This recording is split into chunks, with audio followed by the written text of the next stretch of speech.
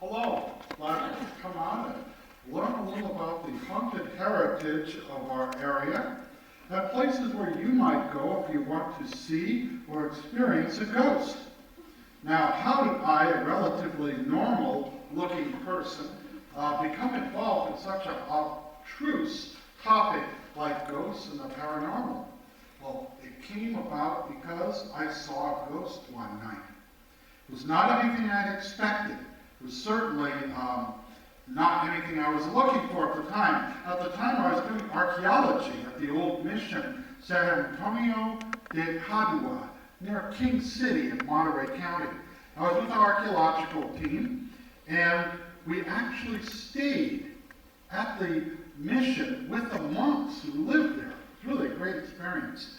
And while I was working very late one night in the laboratory,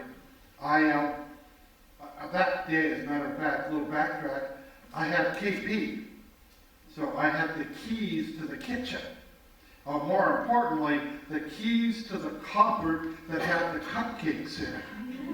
And I knew I had to surrender these keys the next morning. So I decided, it was 12:30 at night, I would have a little snack. So I closed the lab, went into the courtyard, big courtyard like you find in all of the California missions, with a fountain in the center and roses of paths.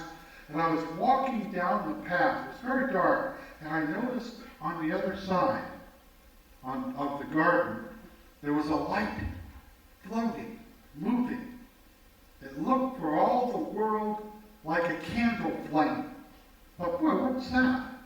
I got up to the very middle of the courtyard where the fountain was located, and all these paths radiated out. And instead of going that way to the kitchen, I took the other way to see who it was who was up. And now my eyes had become adjusted, and I could see it was a monk with a robe and a hood, with a candle in his hand and a little holder. And did that scare me? No, of course not. It's a monastery. Where do you find monks but at a monastery? So I walked up to see if the brother was up. We could talk. Maybe I could induce him to join me for a snack. Well, I got about 10 feet up to it, and bam, disappeared. Nothing there. I could look very real. It didn't glow. It wasn't transparent. It just was there one instant and not there the next. So, you know what my first thought was? He had fallen in a hole. I looked down, no hole. And then it dawned on me, this must be one of those ghosts they talk about. And by the way, I lost my appetite right there. I didn't want to go in that kitchen. It was dark. There might be ghosts in there. So I went back to my room. I tried to sleep. And if you've seen a ghost, you might be able to understand what I'm saying. I couldn't, because it was stuck in my brain, and I would replay it over and over again. Well, the next morning I had to get up early and surrender my keys to the kitchen, but I did something I had never done before. We all ate in a huge hall, and the archaeologists ate here. There was about 40 of us, and the monks ate there. There was about 12. I, instead of going with the archaeologists, as I always had, I got up and walked and joined the monks. And I made an interesting discovery. First, we were having flapjacks. They had steak and eggs. And they were very generous, so I managed to get some steak and eggs. I was eating them, and then I asked them, are there any stories about ghosts here? And they all got quiet. They all looked at me as if I had grown a third eye or something. And then the head monk, Brother Timothy, said, yes, we see him here all the time.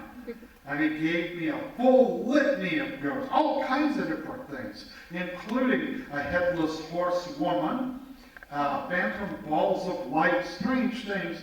And I was, of course, eating all this up. I was about to leave, having finished my breakfast, and one of the monks said, oh, you forgot one, Brother Joseph. And wouldn't you know it, there had been a member of their order named Joseph, who was a great guy, by the way, like a living saint. Everybody loved him, but he was elderly and finally passed away. Well, in life, he had a ritual. He would, at 12:30 every night, he'd light a candle. And then he would take the candle across the courtyard and go into the church to pray. An extra hour above and beyond the rituals of the Franciscan order. After his death, they'd see him doing that same ritual again. And that's what I had seen. And at that point, the hair was rising on the back of my neck.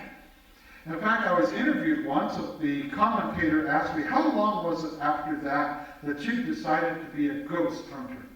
I said about 30 seconds. It was such a profound experience that I could not explain it away. And so from then on, I was in the summer of 1978, I've been looking for ghosts. Now, I grew up in Ventura County. My hometown's Ventura. And so naturally, I picked this area first to look for ghosts and hauntings. I figured when I started, how many would I find? Oh, 25, 50, maybe 75. My files bulge now with over 3,000 ghosts. How? Well, does that mean there are 3,000 ghosts? No, there are 3,000 sightings of ghosts. One ghost in a restaurant in downtown Ventura has been seen by 90 people. So hence it reflects 90 accounts in my files, but it's only one ghost. So those are how I collect my data. And I have been doing this ever since. I've gone out of this area into LA and into Hollywood, where my family is from. Yeah, they were all in the movie business starting in the 1920s. They made silent films, as a matter of fact. And some of my cousins still are in what they call the industry. And wouldn't you know it, every studio, every one, no exception, they're all haunted. Just like the mission. I saw mine at the mission, San Antonio de Padua. Every one is haunted. There are no exceptions to that rule. Many of the old Spanish adobes built by the earlier Latino pioneers, they're haunted as well. And so it's no problem finding different places. Now I want to tell you where you can go and look for ghosts. Now first, if you decide to become an amateur ghost hunter, a few things you ought to do. First, get yourself a good camera. Now, it doesn't really matter what kind of camera, 35 millimeter, digital, any of them, even a little camera on your cell phone. Another good thing to have is a recording device, a tape recorder or a small digital recorder. Many times you can, in haunted locations, pick up spirit voices. And it's hard to do, but if you do it, it's the scariest stuff you're ever going to find. It's really chilling. It's called EVP, electronic voice phenomenon. So a good camera, a good recorder is a good thing to have. Good video camera is excellent to have as well. Other devices you can buy online. There are dozens of apps even you can get for your cell phone. All kinds of tools out there. But you know what the best tool is? You, as a ghost hunter, as an observer, and keeping notes. Well, my background is archaeology. And as you may or may not know, archaeology is the most anal profession there is out there. Everything is written down, recorded, measured, and put together. And so I used that skills when I went out looking for ghost hunting.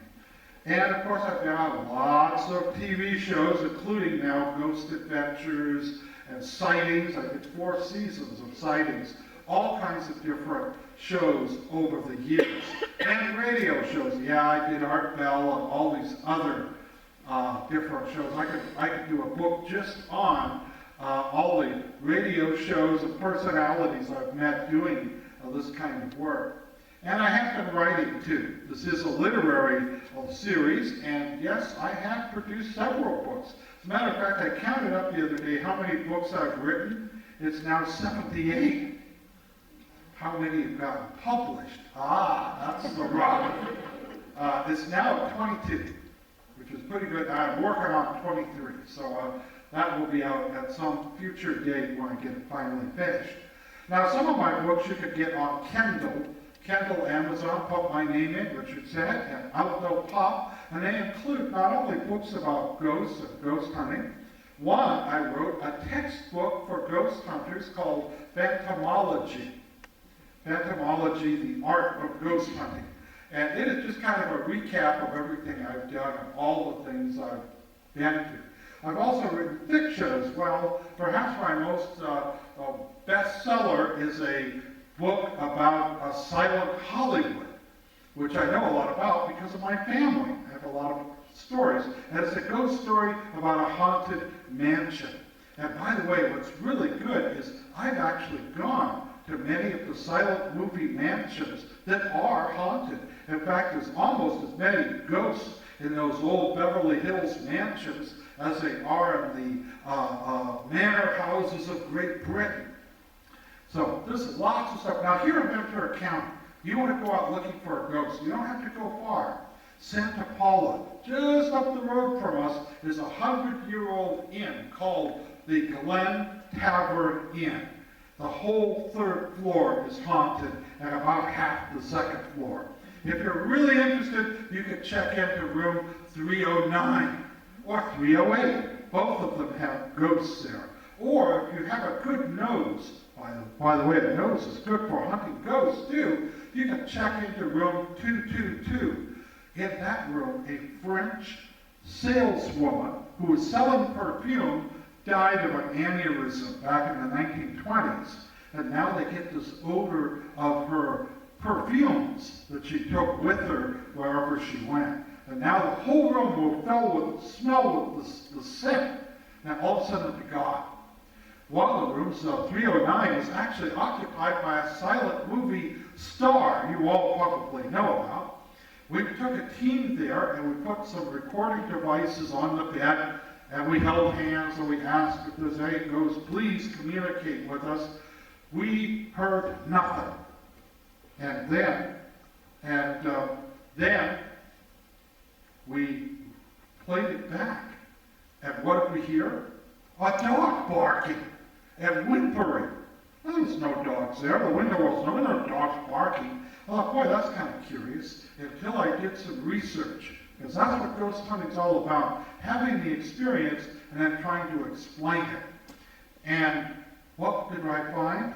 That room was used by the silent actor Rin Tin Tin when he made a movie in the upper Ojai Valley.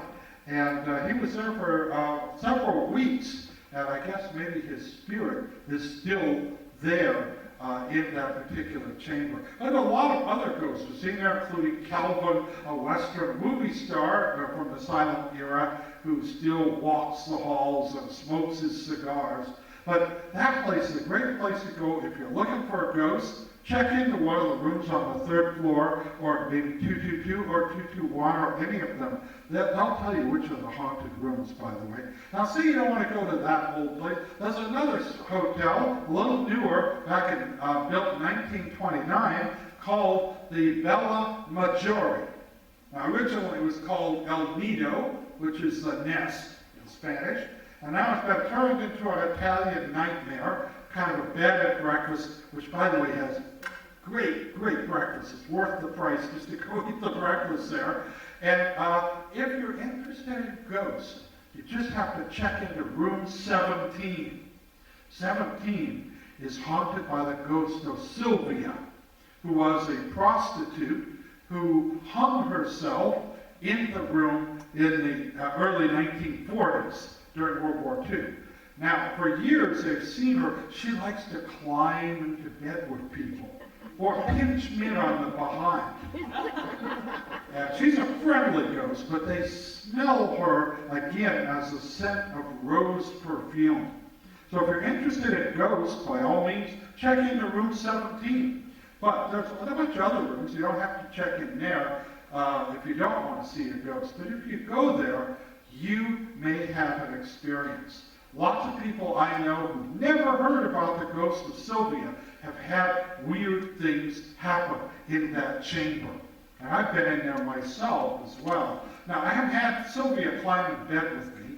I haven't had anything like that. But I did have one curious event. Every room has a ceiling fan. And this was October. And I was sitting on the bed while my wife, Debbie over here, was showering.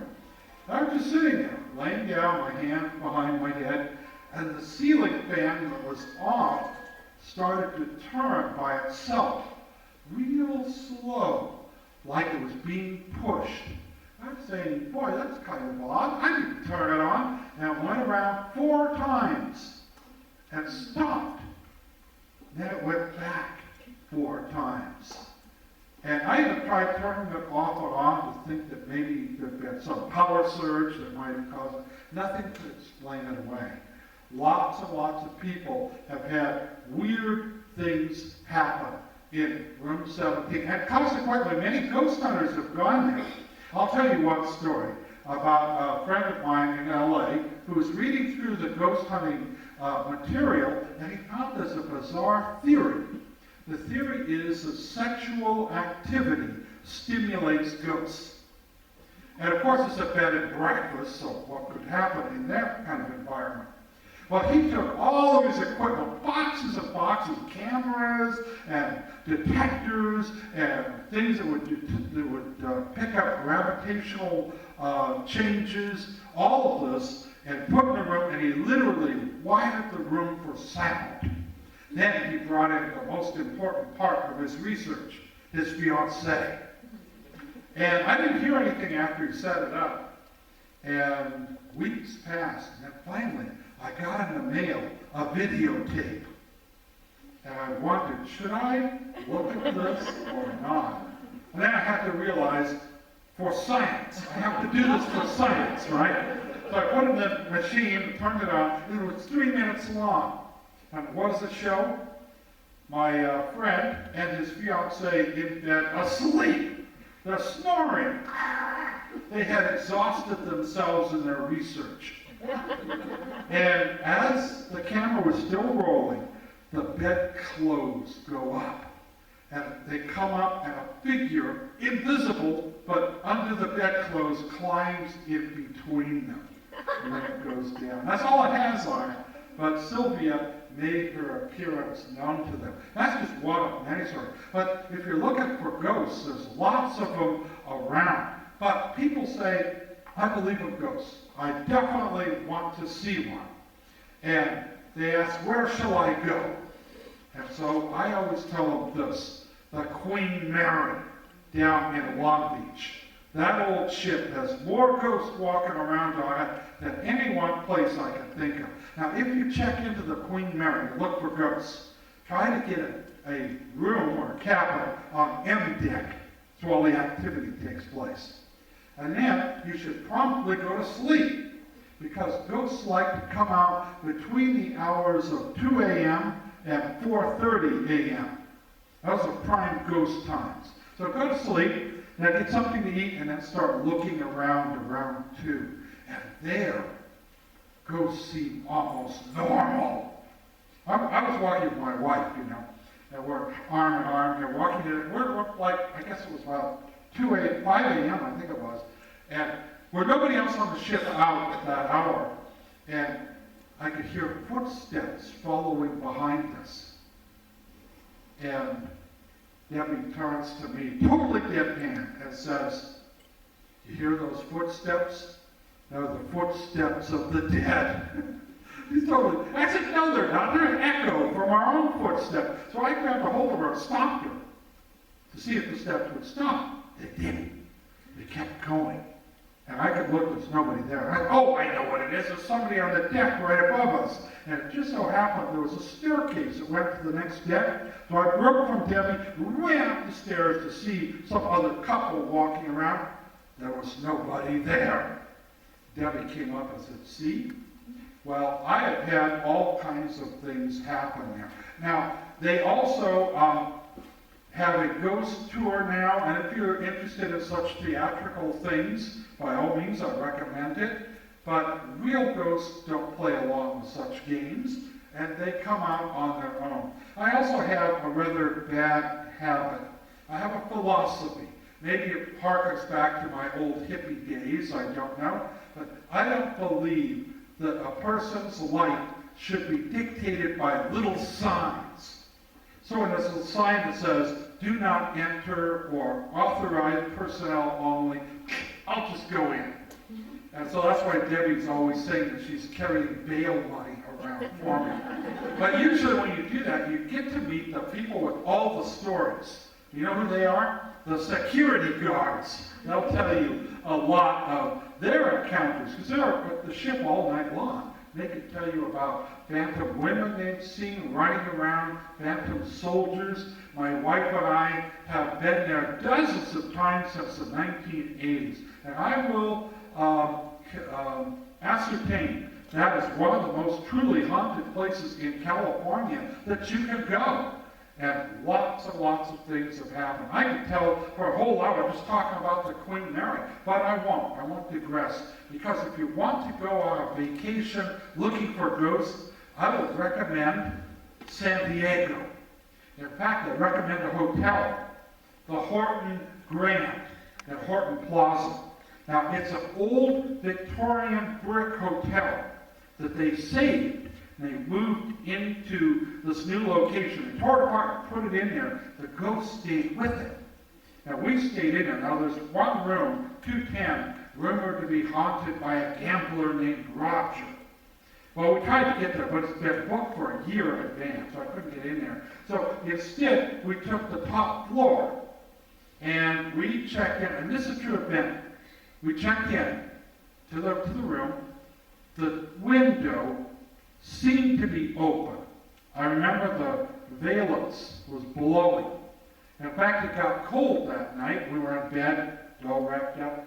And I said, do you want me to close the window? Deb said, no, don't bother. I'll do it tomorrow morning. So I went to sleep. Next morning, I got up. The window was closed.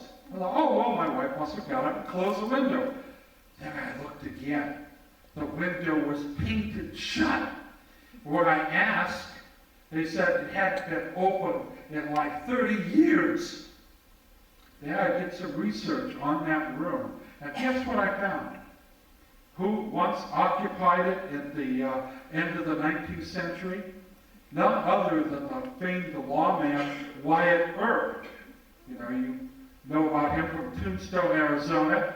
Well, I read up a little bit. He stayed there for well over a year, and he always slept with the window open. So you might want to check out the Horton Grand. If you ever go, by all means, I recommend that you try the Victorian tea. They have a great tea service they do there. Now, another thing to do at San Diego, go to Old Town San Diego. Old Town is where the town first began as a historic district. And if you go there, go to the Whaley House.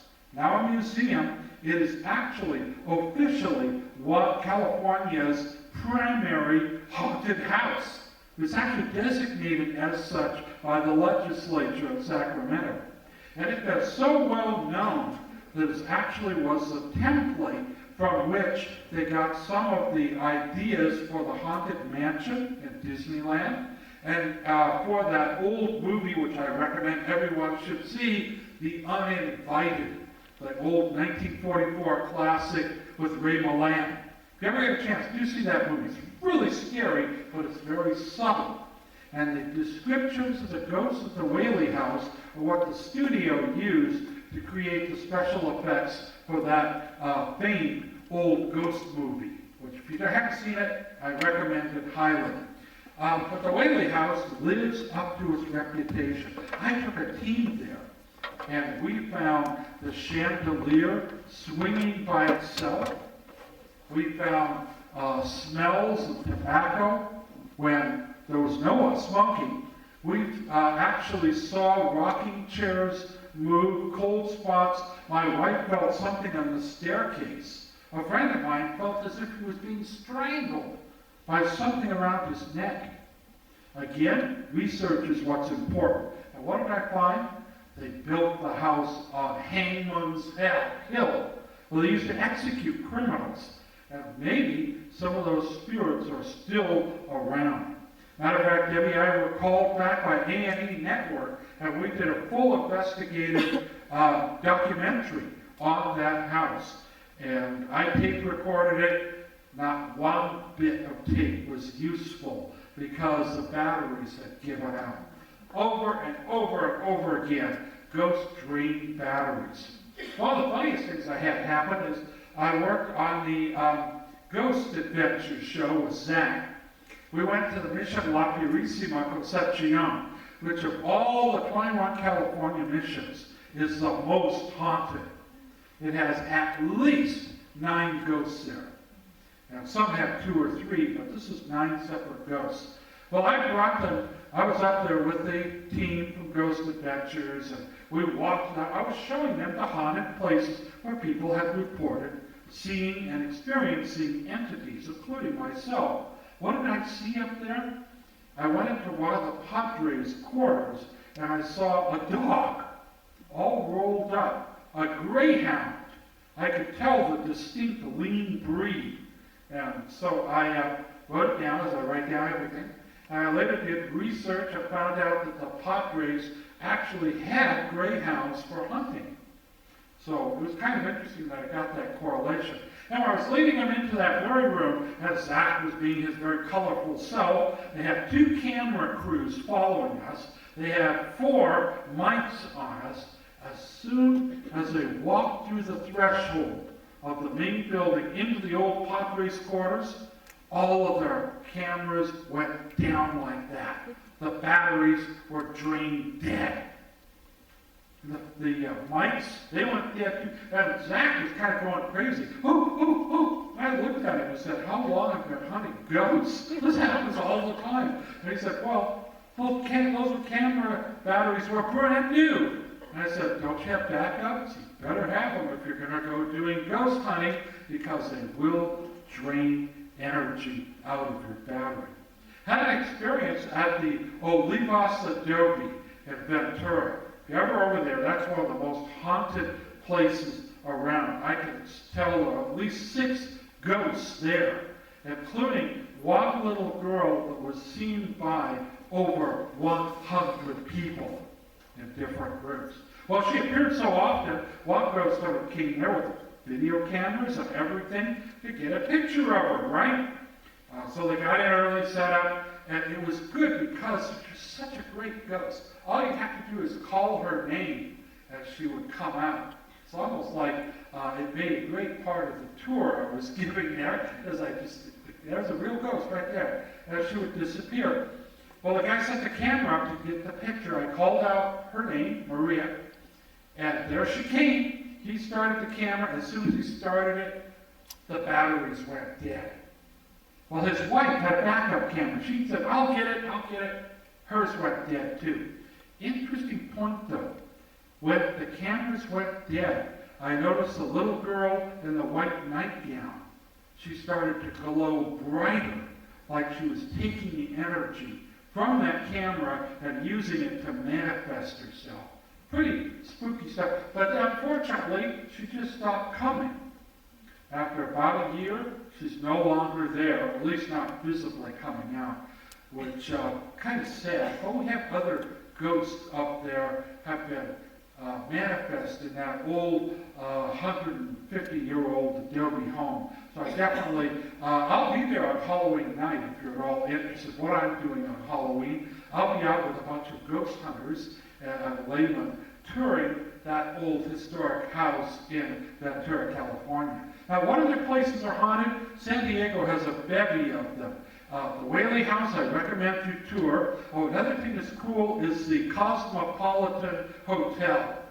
I love the Cosmopolitan. Not only is it haunted by 2 ghosts, but it's a 19th century restaurant. Everything is accurate to the way it was long ago. One thing I noticed right off the bat, there's no women. All the waiters are men. Now you talk to your waiter and he takes your order, but then you never see him again. Other people deliver the food and all that. But it was kind of interesting because they have things on the menu you don't find in restaurants today. I think my wife had the pig jowls. Don't see that too often. Very tasty too, right?